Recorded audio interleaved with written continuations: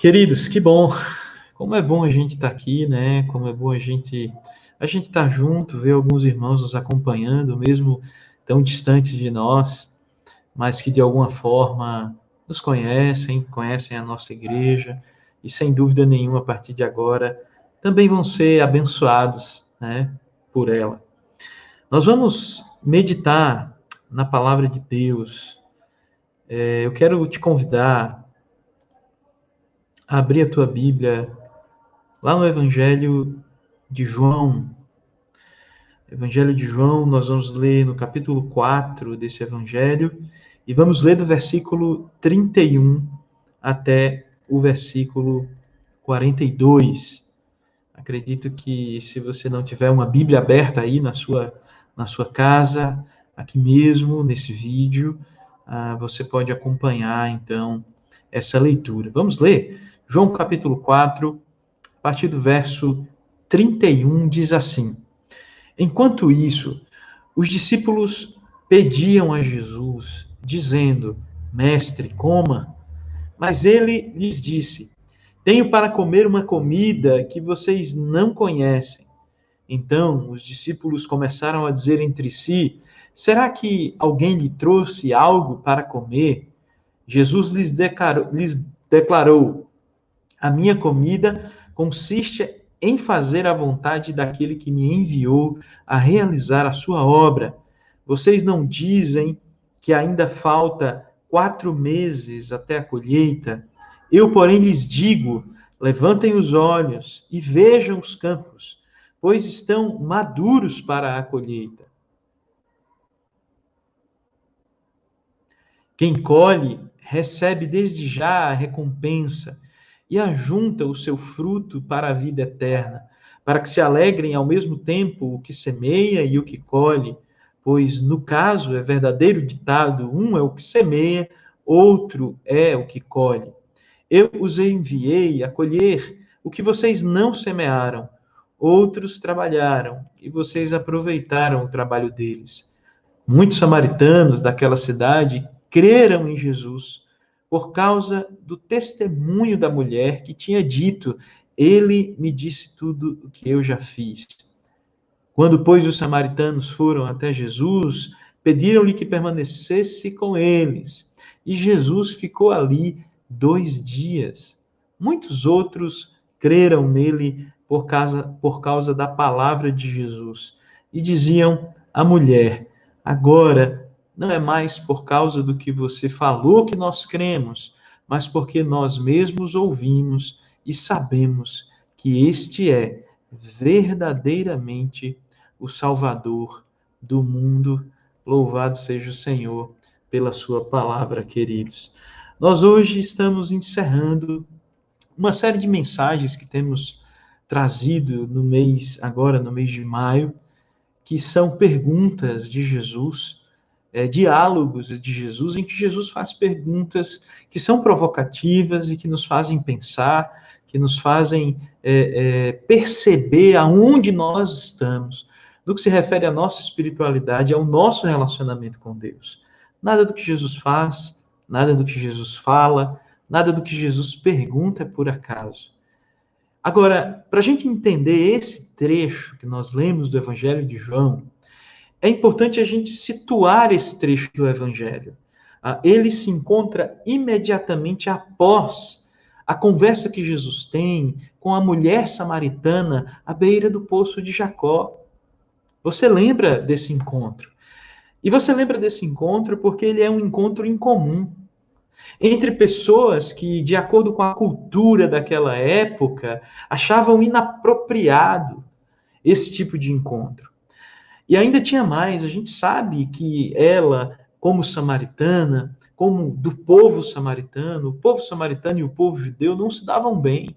O texto bíblico, lá no início do capítulo 4, deixa isso bem claro, que os judeus não se davam bem com os samaritanos. Havia uma rixa cultural, religiosa, muito forte.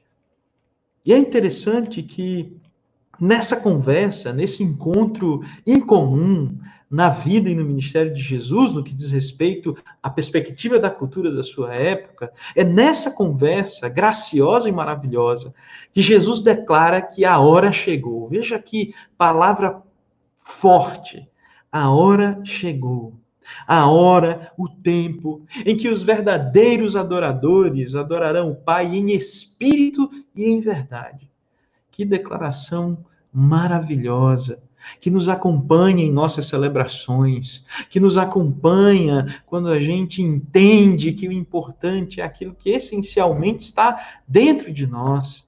E essa palavra foi dita à beira do poço de Jacó, a uma mulher desconhecida, a uma mulher excluída. Essa palavra foi dita porque Jesus quer declarar para todos nós que adorar a Deus não tem a ver com o espaço onde nos encontramos. Veja aonde você está agora, aonde eu estou, aonde cada um está e nós estamos verdadeiramente adorando ao Senhor, se o nosso coração está em espírito e em verdade na presença dele. Jesus faz essa declaração, tem a ver com a disposição do coração, queridos. Tem a ver com a sede da alma, a capacidade de perceber essa sede. É muito maior do que o lugar onde nós nos encontramos nesse momento. Sede de alma, capacidade de perceber que não é o lugar, não é a roupa que estamos vestindo, mas é a disposição do nosso coração. É aquilo que está no meu e no seu coração. Jesus apresenta aqui o lugar certo para a adoração a Deus. Preste atenção nisso. O lugar certo para a adoração a Deus é o seu coração. É a interioridade, a profundidade da alma. Infelizmente, há muita gente que pode até estar no lugar certo, mas com o coração errado. E Jesus nos diz que Deus está procurando aqueles que adoram com o coração certo. E essa conversa também revela o interesse de uma mulher samaritana, essa mulher que representa aqueles que são excluídos, aqueles que são desprezados, aqueles que não têm valor social ou cultural algum. Pessoas marcadas pela vida, pessoas marcadas pelas lógicas excludentes e injustas, que muitas vezes a religião promove, a cultura promove, e essa mulher é a representação de tudo isso. Mas ela tem uma inquietação. Essa mulher que é excluída, essa mulher que é desprezada, essa mulher que é desvalorizada, essa mulher que é tida como coisa, ela tem uma inquietação no coração. E a pergunta dela é, lá no início do capítulo 4, que nós não lemos agora, mas ela perguntou lá no início, aonde se deve adorar a Deus? Queridos, tudo tem um propósito. Quando se trata de Jesus e dos evangelhos. E aqui há uma revelação direta para uma sofredora e excluída, para uma fragmentada, como nós vimos no início desse culto, no vídeo de introdução. Aqui há a revelação plena do plano eterno de Deus para a salvação. Um plano de graça e de amor. E aí, depois desse encontro, surge o texto, o trecho que nós lemos na palavra. E o trecho que nós lemos, propositadamente, começa quando os discípulos pedem a Jesus que ele coma alguma coisa. Se você ler mais uma vez, ou voltar depois desse vídeo, você vai perceber que a leitura começa com os discípulos dizendo, mestre, come alguma coisa. E é interessante que essa colocação, ela não é por acaso. O que os discípulos querem é fingir ou negar a cena que eles acabam de presenciar. Na verdade, eles não querem lidar com aquilo que está acontecendo ali diante deles. É uma verdade inconveniente que o Mestre Jesus, o Mestre e o Messias, está agora conversando com uma mulher tida como promíscua, na beira de um poço, aonde naquela época era o lugar dos flertes também, dos encontros.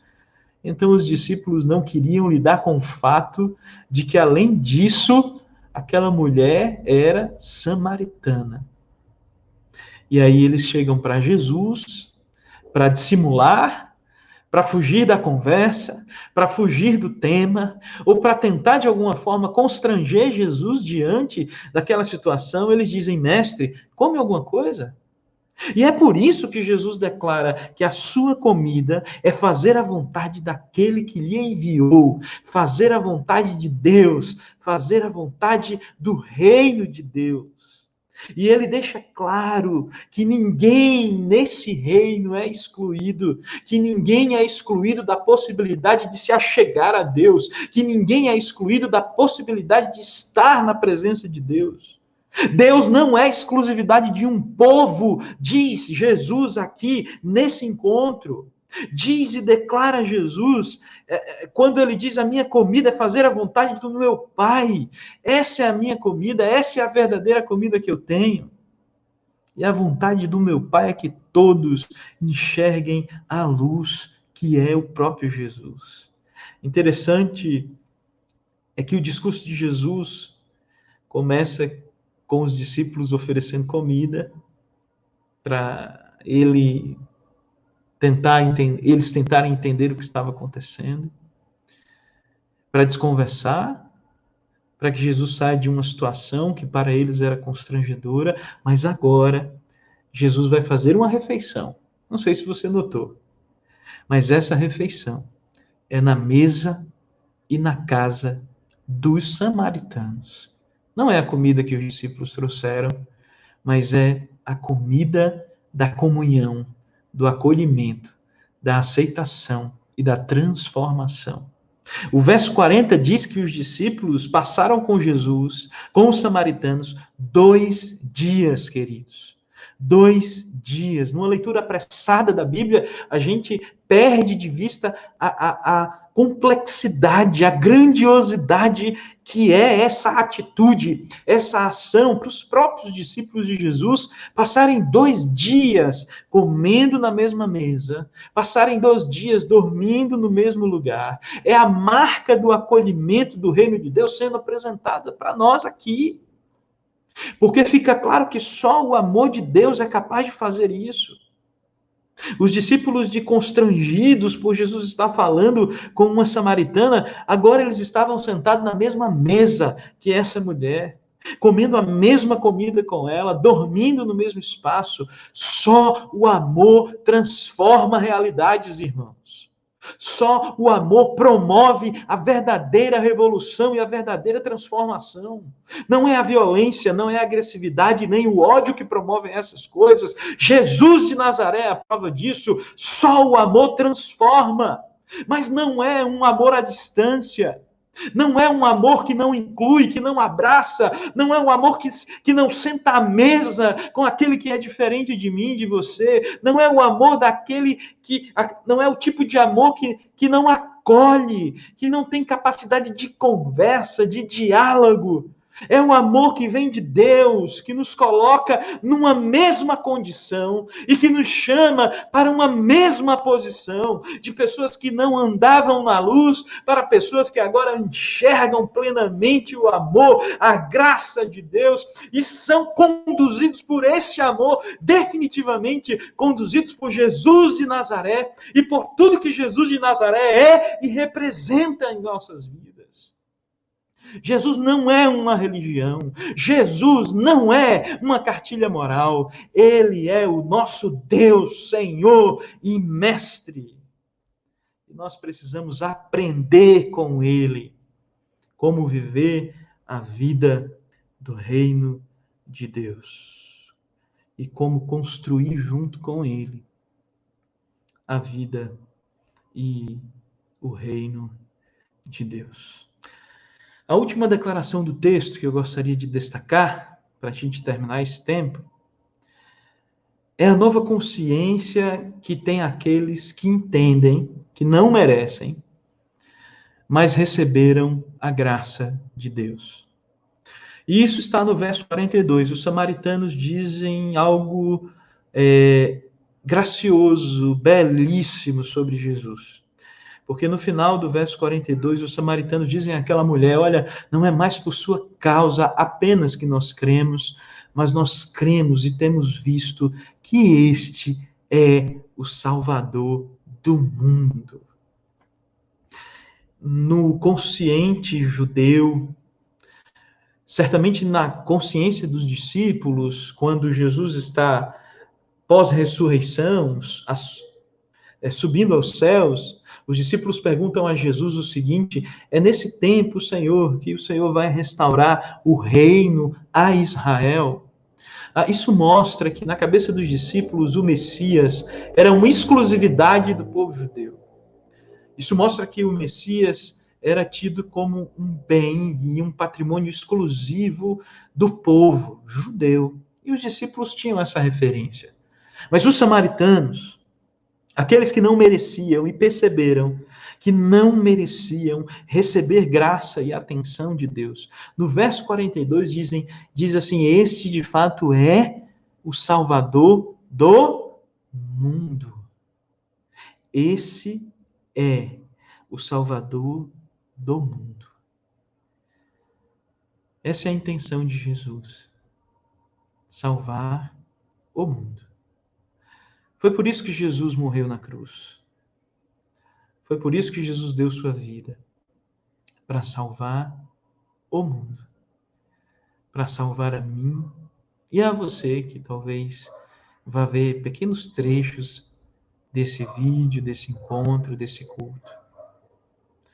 Queridos, quando será que as pessoas do nosso tempo vão olhar para Jesus e compreender que Ele é o Salvador do mundo?